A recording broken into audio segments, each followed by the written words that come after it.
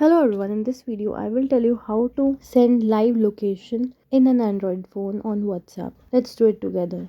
Now open your WhatsApp and go to a chat, any chat it can be, whom you want to send your live location. Once you open that chat, you will tap on the pin symbol besides the rupee symbol. Now you tap there and you will get many options. One of them is of location. When you tap on location, you will get this on your screen. Now what you have to click on is share live location, which I just highlighted. Once you do that, you will have three options: 15 minutes, 1 hour, and 8 hours, for how long you want the other person to see your live location.